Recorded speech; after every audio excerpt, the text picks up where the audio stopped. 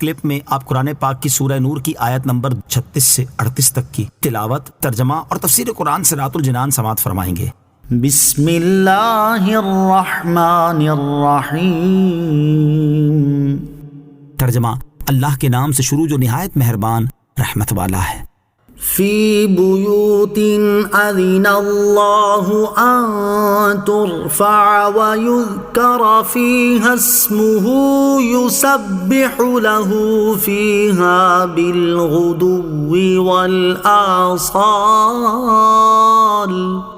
ترجمہ، ان گھروں میں ہے جن کی تعظیم کرنے اور ان میں اللہ تعالیٰ کا نام ذکر کیے جانے کا اللہ نے حکم دیا ہے، ان میں صبح و شام اللہ کی تسبیح بیان کرتے ہیں۔ فی بیوت، گھروں میں۔ اس آیت کا تعلق اس سے پہلی والی آیت کے ساتھ ہے، اور معنی یہ ہے کہ نور الہی کی مثال اس طاق کی طرح ہے جو ان گھروں میں ہے جنہیں بنانے، ان کی تعظیم و تطہیر کرنے اور ان میں اللہ تعالیٰ کا نام ذکر کیے جانے کا اللہ تعالیٰ نے حکم دیا ہے۔ ان گھروں سے مسجدیں مراد ہیں۔ مسجد سے متعلق 4 احادیث آیت کی مناسبت سے یہاں مسجد بنانے کے حکم، مسجد بنانے کے فضائل اور انہیں پاک صاف رکھنے سے متعلق 4 احادیث سماعت کیجیے۔ حدیث نمبر 1، حضرت عبداللہ ابن عباس رضی اللہ تعالیٰ عنہما نے فرمایا، مسجدیں زمین میں اللہ تعالیٰ کے گھر ہیں، یہ آسمان والوں کے لیے ایسے روشن ہوتی ہیں جیسے زمین والوں کے لیے آسمان کے ستارے روشن ہوتے ہیں۔ ابو داؤد شریف کی حدیث، حضرت عائشہ صدیقہ رضی اللہ تعالیٰ عنہا سے روایت ہے، حضور اقدس علیہ الصلوۃ والسلام نے محلوں میں مسجد تعمیر کرنے اور انہیں پاک صاف رکھنے کا حکم دیا ہے۔ نمبر 3، ابن ماجہ کی حدیث، حضرت عمر فاروق رضی اللہ تعالیٰ عنہ سے روایت ہے،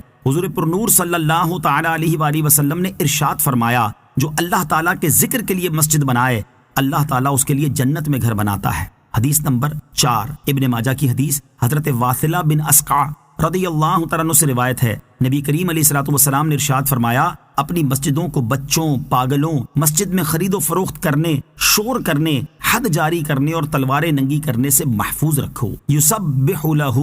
اللہ تعالیٰ کی تسبیح بیان کرتے ہیں۔ تسبیح سے مراد نمازیں ہیں۔ صبح کی تسبیح سے فجر اور شام سے ظہر، عصر، مغرب اور عشاء کی نمازیں مراد ہیں۔ صبح یا شام مسجد میں جانے کی فضیلت، حضرت ابو ہریرہ رضی اللہ تعالی عنہ سے روایت ہے، رسول کریم صلی اللہ تعالی علیہ وآلہ وسلم نے ارشاد فرمایا، جو صبح یا شام مسجد میں گیا اللہ تعالیٰ جنت میں اس کے لیے مہمانی کا اہتمام کرے گا جب بھی وہ صبح یا شام کو جائے۔ رجال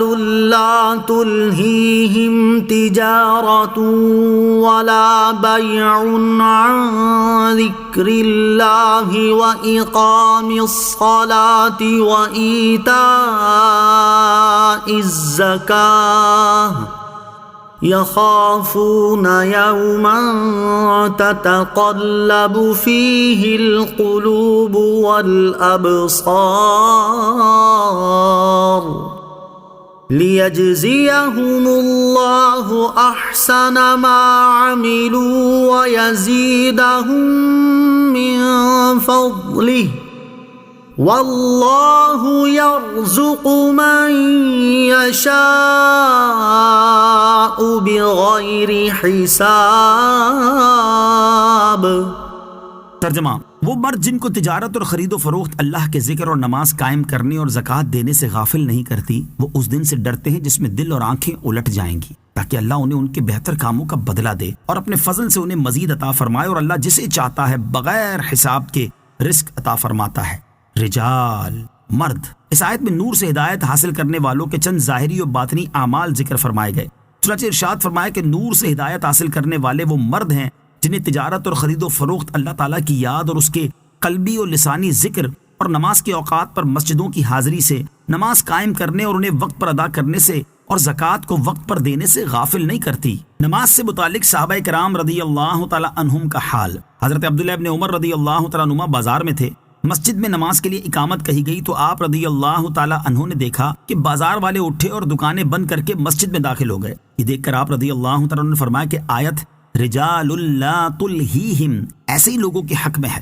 سبحان اللہ، ان مقدس ہستیوں کے نزدیک نماز کی اہمیت عملی طور پر تجارت، کاروبار اور دکانداری سے بڑھ کر تھی، اسی لیے یہ اقامت کی آواز سنتے ہی سب کچھ بند کر کے نماز کے لیے حاضر ہو جاتے تھے۔ اور اب کے مسلمانوں کا حال سب کو معلوم ہے کہ دکان کے پاس مسجد ہونے کے باوجود جماعت کے ساتھ نماز ادا کرنے کے لیے حاضر ہونے کی بجائے اپنی دکانداری میں مصروف رہتے ہیں، اور اس اندیشے سے بھی نماز کے لیے حاضر نہیں ہوتے کہ پیچھے سے کوئی گاہک آ جائے اور وہ خالی چلا جائے۔ اللہ تعالیٰ انہیں نماز کی اہمیت سمجھنے اور اسے وقت پر جماعت کے ساتھ ادا کرنے کی توفیق عطا فرمائے، آمین۔ یخافون، ڈرتے ہیں۔ آیت کی ابتدا میں جن مردوں کے اعمال ذکر فرمائے ان کے بارے میں ارشاد فرمایا کہ وہ اس دن سے ڈرتے ہیں جس میں دل اور آنکھیں الٹ جائیں گی، یعنی وہ فرما بردار بندے جو ذکر و طاعت میں نہایت مستعد رہتے ہیں اور عبادت کی ادائیگی میں سرگرم رہتے ہیں، اس حسن عمل کے باوجود وہ اس دن سے خائف رہتے ہیں اور سمجھتے ہیں کہ ان سے اللہ تعالیٰ کی عبادت کا حق ادا نہ ہو سکا۔ آیت میں قیامت کے دن کا ایک حال بتایا گیا کہ اس دن دل اور آنکھیں الٹ جائیں گی۔ بعض مفسرین نے فرمایا کہ دلوں کا الٹ جانا یہ ہے کہ شدت خوف اور اضطراب سے دل الٹ کر گلے تک چڑھ جائیں گے،